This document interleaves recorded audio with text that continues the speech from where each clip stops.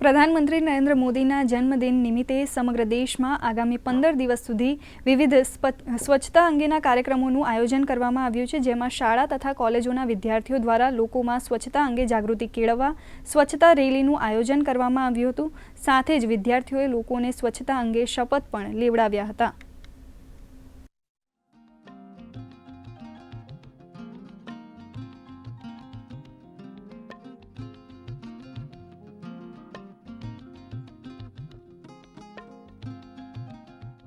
શહેરના નાગરિકોની અને બાળકોની અંદર જાગૃતિ આવે એટલે તાલુકા શાળા નંબર 1માં એક સ્વચ્છતા રેલીનું આયોજન કરવામાં આવેલું,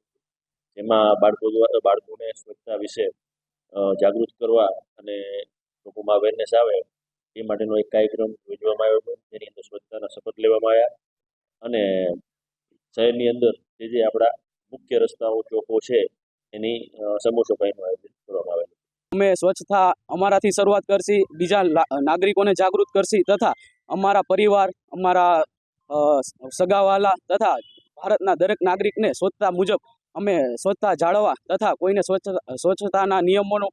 પાલન કરવા તથા ધ્વનિ પ્રદૂષણ ન કરવા અને સ્વચ્છતા માટે અમે બધા લોકોને જાગૃત કરીશું।